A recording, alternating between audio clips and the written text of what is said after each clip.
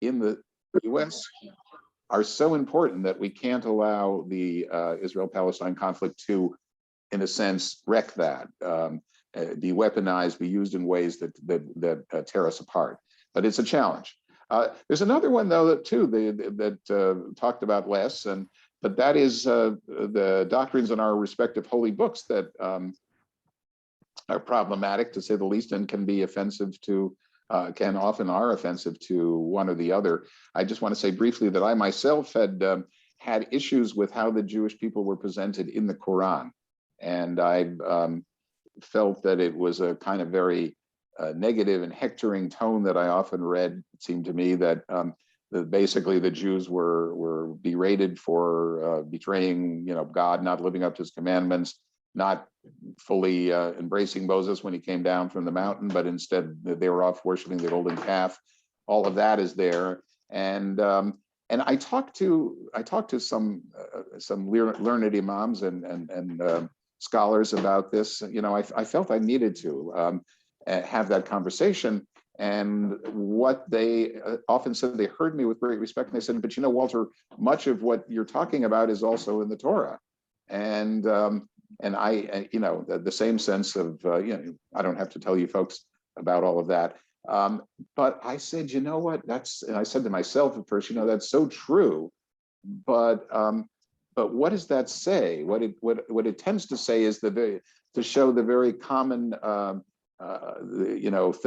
psychological thing in both, in all faiths and in all nationalities, that we allow ourselves the luxury to criticize ourselves, to laugh at ourselves even, but God forbid somebody else will use some of the same language. That makes them an anti-Semite, that makes them an Islamophobe or a racist or whatever. So the important thing, I think, is that it's very, very important with all of this stuff, Israel, Palestine, and these kind of issues, to pick up the phone and call people, a friend that you found on the other side, and raise these issues. Do not brush them under the rug, because that doesn't work. Sabeeha? Now, when Walter raised these issues with me, and we have a chapter in the book called "Is the Quran Anti-Semitic? Is the Torah Genocidal?" I said to Walter that, in the Quran, God says that the Jews are people of the book, and that you stand on nothing unless you uphold the Torah and the Bible.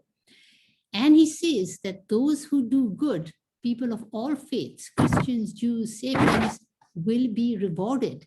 In fact, God says you can marry people of the book, Jews and Christians.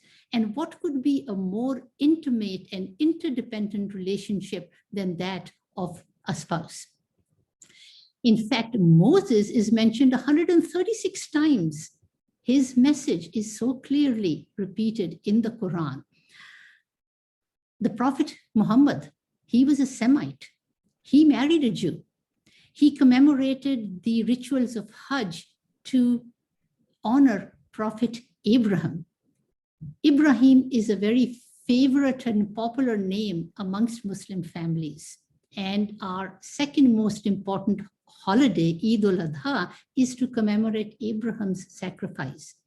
When the Prophet Muhammad saw the Jews in Medina fasting on the 10th day of the new year and asked them, "Why are you fasting? What is the significance?" They said that this is about to commemorate the Exodus. And he said, "Moses is closer to me than he is to you, and I will also fast on the 10th day of the new month." And he started fasting. And to this day, Muslims fast on the 10th day of their new year, the first month of their new year. It's called Ashura. Caliph Omar, in fact, when he invaded Jerusalem and the Jews had been expelled from Jerusalem centuries ago, he brought them back. He brought the Jews back to Jerusalem. So once we started getting into this, then Walter raised another issue, which was about our divergent historical narratives, and said that, what about the time when there was a war between Prophet Muhammad and the Jews, and 700 Jews were massacred? I had not heard that story. And I had to go back to the books and do some research and then call the scholars and get my understanding about it, come back to Walter. We dug deeper and we probed further, and I continued to research. And thanks to Walter's line of questioning, I came out of this process far better informed. And then Walter asked another question, right, Walter, about location. Oh yeah, so as they say in Hollywood, location, location, location. And the funny thing for me is that this, in some ways, the location issue was sort of closer to my heart than maybe some of the moral, questions that one might ask. So what was that about? So, if you take the whole, let's the story of the casting out of Hagar and Ishmael into the desert, at the behest of Sarah, and which we'll talk about in a second. But the point was that for me, that was happening in Beersheba, where Abraham, according to the Torah, is camped out there, as the Bedouin are today. And in fact, that meant a lot to me. A fairly secular Jew, but I had made Aliyah in 1976, and I went to a Merkaz Klita, an absorption center in Beersheba. And one of my favorite things to do was to sometimes cut class and go wander out into the desert, which was about 5-10 minutes away. You could be out in the desert, and I would go and visit the Bedouins in their tents, and I would always be warmly received. So for me, okay, these guys are like Abraham. That was happening in Beersheba, and suddenly I find out that the Muslims are saying, no, this whole thing happened in Mecca, and I was just. That bothered me. And so Sabeeha and I talk about that in the book. And I said, Sabeeha, you have obviously absolute right to believe that. It seems far-fetched to me, like how did they get to Mecca on a skin of water and a couple of loaves of bread? But, it's somehow disruptive to my own historical narrative. For me, it's sort of all about Eretz Israel, and the Temple Mount and all the rest of it, and in terms of the sacrifice, and so it sort of has to be there. And so, I said, sure, Walter, that is the cornerstone of our faith. The Kaaba in Mecca that Abraham and Ishmael built is, where we perform the Hajj. That is where we face when we say our prayers. And it is in the Quran that is where this place is located. And as far as, how did Abraham get all the way over there? It is 920 miles from Jerusalem. Camels can walk 120 miles a day. So it's a 9-day journey. And we know that Abraham was a traveler. He was traveling all over the place. So from our perspective, it wasn't a big deal for him to get from where he was to Mecca.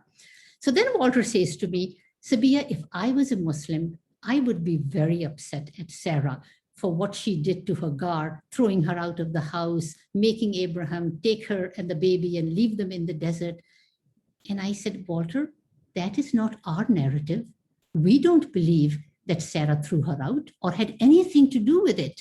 We believe that this was God's command, and that when he left them in the desert and turned to go, and Hagar said to Abraham, are you leaving us here because God has commanded you?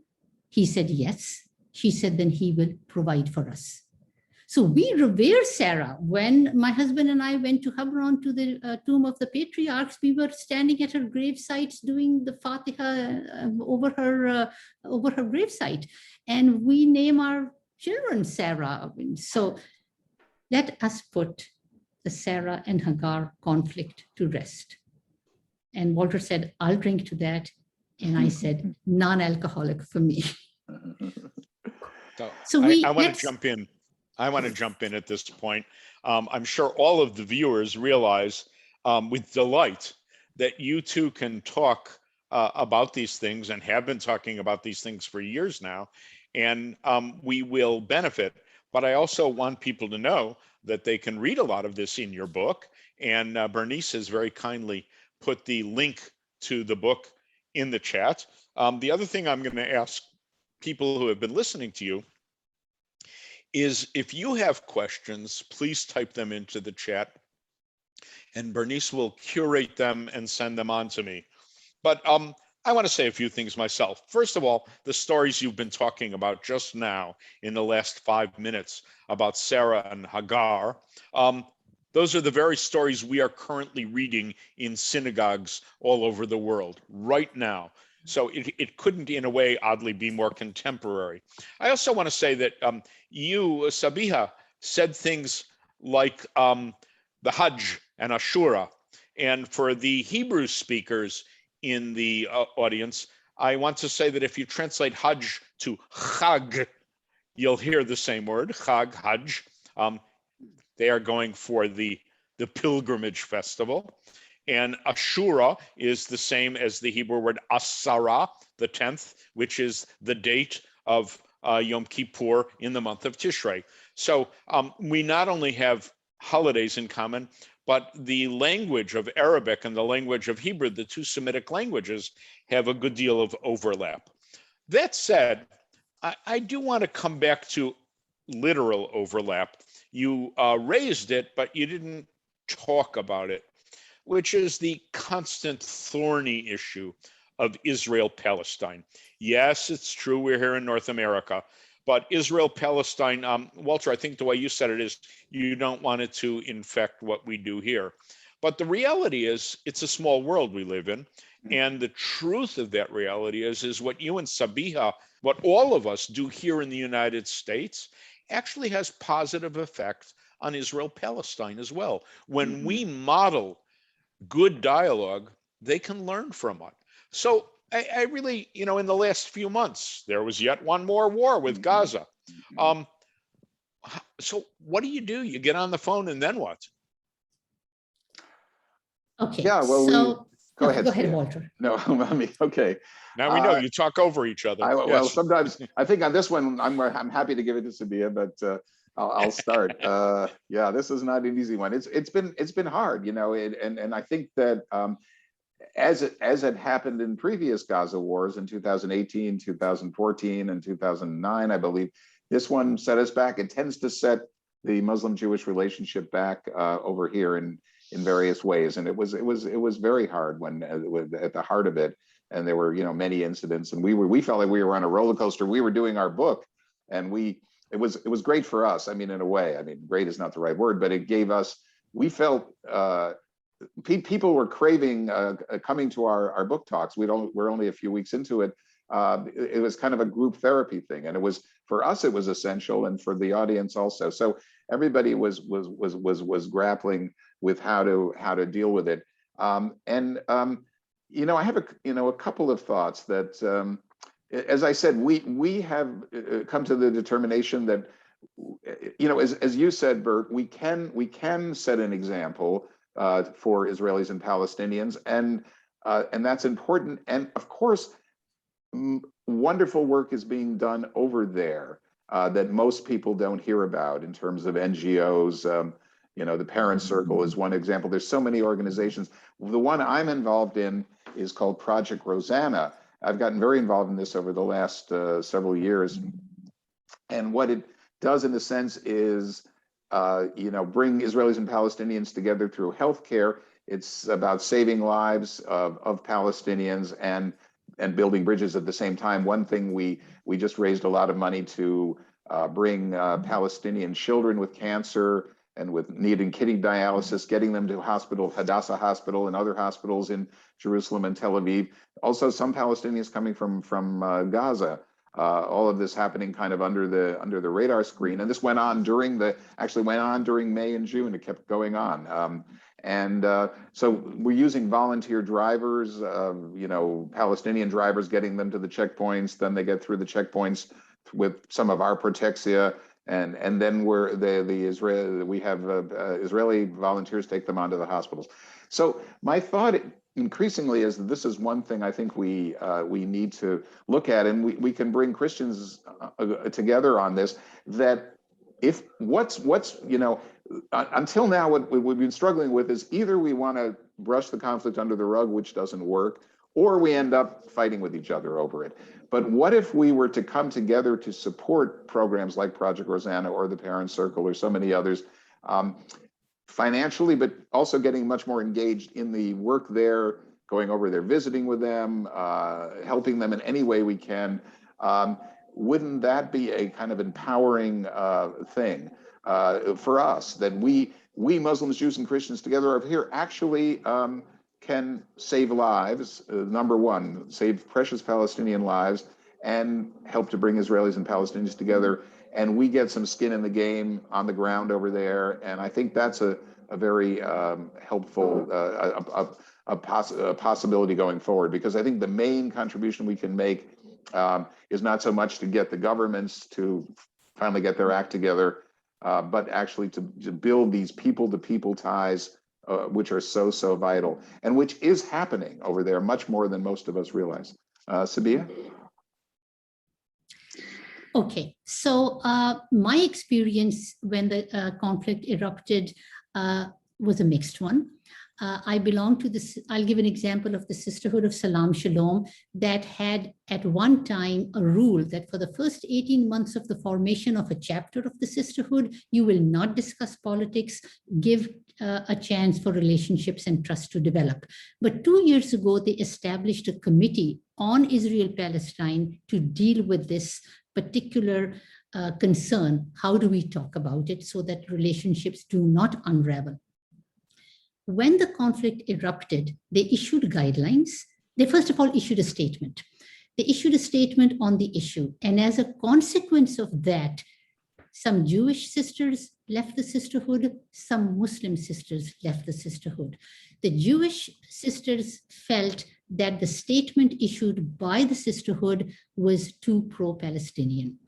The Muslim sisters left because they felt that the Jewish sisters had been too silent on what was happening against the Palestinians. But a lot stayed. They issued guidelines on how to hold these conversations in your respective chapters. In some chapters, and I spoke to the co-leaders of that chapter, they told me that they had a very productive and peaceful discussion. They stuck to the guidelines, it worked out, nothing fell apart. But in other cases, it unraveled, and some of the chapters went on hiatus because the feelings were just too intense and too strong, and they were not able to work things out. Since then, that particular committee has put much more work into it. They're coming out with a new statement. They have been doing webinars on conflict resolution and how to have difficult conversation. So it is something that is moving, is progressing, but still faces many challenges. Thank you. I do want to say that I think Walter here, by way of Sabeeha's example, Walter has given us a very good path, which is to say, if you put out a statement, there will be people on both sides who are going to be unhappy and maybe leave. If you instead say, we have real issues, there are wounded people in Palestine, there are wounded people in Israel, we got to get ambulances moving. Or you could say, there's Syrians who are now migrating in millions of people, and Israeli doctors are helping them. There's a wonderful organization, the Multi-Faith Alliance for Syrian Refugees. Walter named Project Rosanna. Sabeeha mentioned the Sisterhood of Salam Shalom. I also want to mention an organization called Faiths, plural, Faiths for Vaccine, where multi-faith actors are joining together so that synagogues can be vaccination sites, mosques can be vaccination sites, and that we encourage one another in our neighboring communities. For some of them, they're coming for the first time to enter a mosque or to enter a synagogue, and they're coming to get vaccinated. What could be a better moment than that? So we have the opportunity to do that. And the more we can do that, whether it's about vaccination or whether, God forbid, in case of war, of help or case of refugees, helping people find their way, we can do that as well, helping Afghan citizens who are coming to the United States now. We've just brought 80,000 Afghans in, and how wonderful it would be if mosques and synagogues together adopted Afghani families and helped them set up. I want to ask one more question, and then I'm going to turn it to the audience questions. But the one more question I want to ask is a question really that is put to me by my wife on a regular basis. She says, Bert, you do this, you travel the world, and indeed, Sabeeha, Walter, and I, we've been all over the place together. But often you're talking to the same people. How do you make any real progress? How do you get beyond preaching to the choir? And someone I think asked similarly in the question already, like, how do you get radicals who are radical rejectionists to listen? Or how do you overcome their very loud message with our own? So let's talk about expanding the circle, speaking to influencers, getting the message out. How do we do that? You know, I raised this question at one time, actually at Chautauqua, when a speaker said that if you want to change hearts and minds, don't give facts and figures, tell a story. Tell your stories, because they have the power to move. So I went up in the Q&A to the microphone and I said, you know, that is exactly what I and my husband Khalid are trying to do. I've even written a book, but I find that only those people will invite us to speak who are like-minded and who are open-minded. So how do we reach the skeptics? And what she said to me was that the skeptics will not invite you, but they will invite me, meaning herself, and people like me. So tell us your stories and we will tell your stories to them. And she said one other thing, don't overestimate the open-mindedness of your audience. Overestimate. The skeptics are there. They came and they listened, and that's a start. And that then turned out to materialize it when several years later, a woman, a Jewish friend of mine, said to me after we were leaving an interfaith discussion, she said, Sabeeha, I can say this to you now. When you first came and spoke to us and did your book talk, before coming to the meeting, my friends and I, we talked among that, we are not going to buy her book. And she said, after your talk was over, we all lined up and every one of us who had said we are not going to buy your book, bought your book. So just another example of the skeptics being there, and then, you know, your ability to help them change hearts and minds. There's something up here on the screen, which I think doesn't belong here. Okay, this does. Yeah, that's what we were aiming for.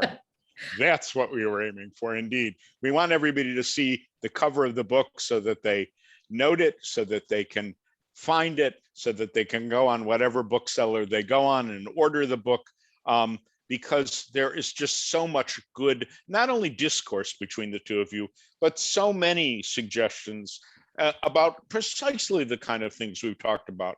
I want to say one of the ways that you do get past the skeptics and all the people on social media is doing Zoom calls like this. At our peak tonight, we had 77 people on the call, which means that we have 77 people who otherwise would not have heard the message, and now they have it. And I will attest to the fact that I know that Walter and Sabeeha are not only out there doggedly doing these talks because they want to sell books. They're doing these talks because they know that they can be the best possible example of what it means to have friendship, genuine friendship. You can hear it as they talk with one another, that there is friendship between them. So now let's get some of the questions from the audience. I see one question is that the transcript will be enabled, and we are doing that. But I also want to say that JTS will put the recording of tonight's dialogue onto the JTS website as well. So there will be ample opportunity for you to either read the transcript, see the recording, go get the book. I can attest to you, it is such a riveting read that it had been my intention to kind of sample a little bit of the first chapter, and 2-3 hours later, I was finishing the book because I just couldn't turn the pages fast enough. So it's that kind of a book. And the voices you heard tonight from Sabeeha and from Walter are the voices that you will read in that book. They are both wonderful writers, and you can really get a sense of who they are and the struggles they have had. Look, any of us who have friends in our own communities have our moments with our friends where we don't always get along.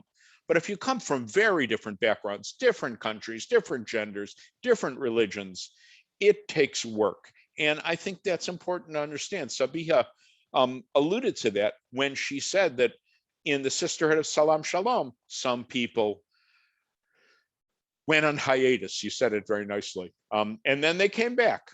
You have to be patient. This is a long haul. I don't know, Bernice, do we have some more questions up there? I think because I'm sharing my screen, it won't let me see the chat.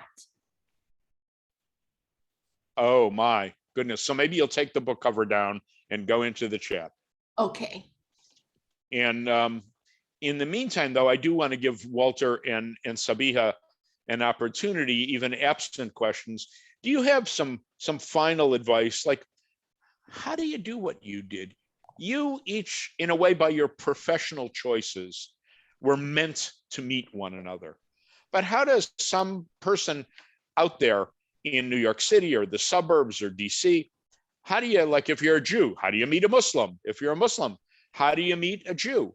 What can we do to meet the other, to engage the other? Can you just show up at a mosque on a Friday or a synagogue on a Saturday and kind of sit in the back and hope someone will pay attention to you? What do you recommend?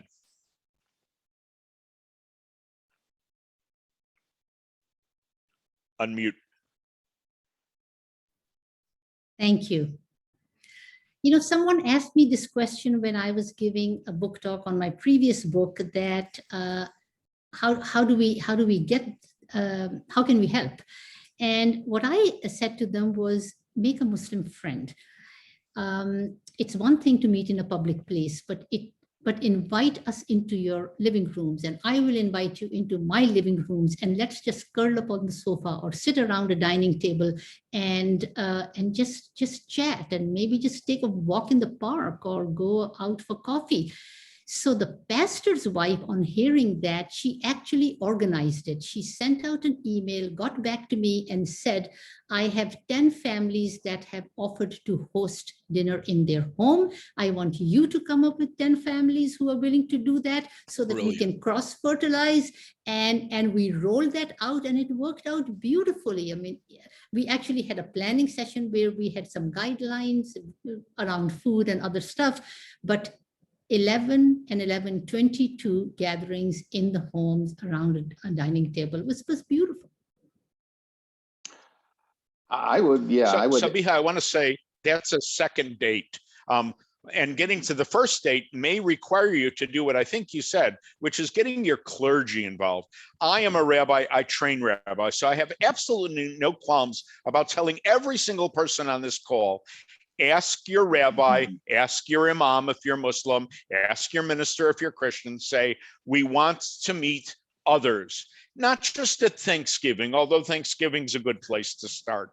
We want the opportunity just to have a mixer, a chance to chat with people, so that maybe we could exchange phone numbers and come to one another's homes. Walter, I cut you off. I'm sorry. Go ahead.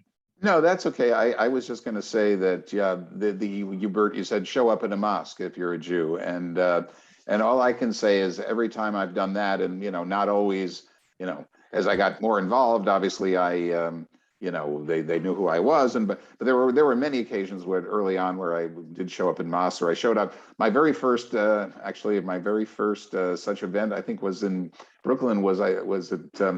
I think it was called the Arab Festival. That it was in Brooklyn. I think it was an annual Arab festival, and that was a really big deal for me to go to that, and the warmth that I was that I felt, and then it's in various mosques. So yeah, take that chance. It's not it works. And somebody, I think somebody just said, Sabeeha, I forget who it was, a woman in one of our recent talks, that she had, based on having read Sabeeha's book, She was in New York City, and she went to she was up on 96th Street East 96th Street with her husband, and they were like half an hour early for their whatever they were going to. And she said, let's go into the 96th Street Mosque and, come and say we're Jews and we're happy, And her husband said, are you sure? And she said, yeah, I think it's gonna be okay. And that was based on the comfort level she felt with Sabeeha. She went in there, she was very, really warmly received. So I think that's been my experience. And the other thing is we're just, trying our best to build these dialogues, to build these twinnings between mosques and synagogues. That goes on. Organizations, student groups. It's just so important. And and it's out there. There is a lot more out there than there was 10 or 15 years ago. That's for sure. And we have built something, all of us, that I think we can be very proud of. I once preached on a Friday at that 96th Street Mosque. I was invited by the Imam to come preach at the Jummah service. And after I spoke, a Muslim got right up in my face. And he said, Rabbi, why did you come here? And I was so flustered that I said, well, you're my neighbor. And he said, great, that's the right reason. So, it is the right reason. You got to know your neighbor. You have to love your neighbor as yourself. Sabeeha, someone asked that when the sisterhood put up guidelines for when there's a flare-up, can you give us a little flavor of what those guidelines are about how to be careful in these moments? Okay. So for starters, those guidelines are most likely on the website. It's sosspeace.org. SOSS as in Sisterhood of Salam Shalom, sosspeace.org. If I can recall, everybody speaks for 2 minutes. So if you're in a room, you each take your turn, and at 2 minutes you stop. You do need a facilitator. And hear everybody out and be polite and civil and just make your point and go around the room. Is essentially what it was. Listen carefully and be respectful to one another. Go in with the understanding that you're going to hear the other out and you're going to make yourself heard, but you don't have to walk away agreeing or one side prevailing over the other. Just listening. That in a nutshell is what it is, but there's a lot more detail to it, which I believe can be found on the website.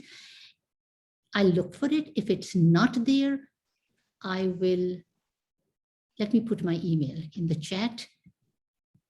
Just email me and I will send it to you. Let's see, everyone. I just want to say Sabeeha said something that she's very good at, that I personally find to be one of the hardest things anyone can ever do, and that is to listen. So when you're in a situation like that, you don't have to have a victory. You don't have to have a rhetorical flourish. You just have to listen. And it's really hard to do. But if you listen, you're giving people respect. And respect is a very valuable commodity in dialogue. Yeah. Recently, there was some difficult exchange in the sisterhood on Facebook. And their response was, we're going to invite all these people to the table because we want them to feel that they've been heard. We don't have to agree, but we have to accord them the respect that they were heard. And one piece of it, of course, is what we call, Sabeeha and I talk about standing up for each other, which she mentioned. And I have to say, Bert, that I remember you were there right at the beginning, I think in 2010, when Shoulder to Shoulder, this wonderful organization, which was Jews, Christians, and others standing up for American Muslims when they were under attack, and the time of the Ground Zero mosque controversy and other related things. And you've been there all these years since. That that when you saw this other community under attack, you were there, and that also means so much, I think, for Muslims, and has had this kind of cross fertilization, and we've seen Muslims there for Jews, as I said, at the Tree of Life and so many other times. So that's one of the things, is that we both of them, we're both we need each other to stand up together, especially at this time after January 6th and all the rest of it. The threat has not gone away to either community, and so it's so empowering and so powerful to know you're not alone, you know, and that you've got friends. Thank you for that shout out, Walter. Shoulder to Shoulder, the Shoulder to Shoulder campaign.org, shoulder to shoulder campaign.org. It's been around for 10 years. I'm very proud to say I'm on their executive committee. And we not only stand up for Muslims and against anti-Muslim bigotry, but the Muslim organizations that we affiliate with stand up for Jews when we need it as well. I do want to point out that our time is over. And Walter and Sabeeha have not only been generous with their time and generous with their spirit in writing the book, but each of them has put their Gmail onto the chat. It's Sabeeha Rehman NYC at gmail.com and Walter Ruby at gmail.com. So I see now that many people are asking questions. You can write to me, BUVISOTZKY at jtsa.edu. And all three of us will be happy to answer your questions going forward. Sure. But our time is up now. I want to thank Walter and Sabeeha again, really from the bottom of my heart. I want to thank Bernice for making this possible and easy to do, and all of you on this call for taking the time out of your evening to learn, to listen, and to take a step forward in interreligious dialogue and loving your neighbor. Thank you very much. Thank you so much for doing this, Bert, and Thank you for the whole having JTS us. community. Yeah, we really hugely appreciate it. Good night. Good night. Good night, everybody.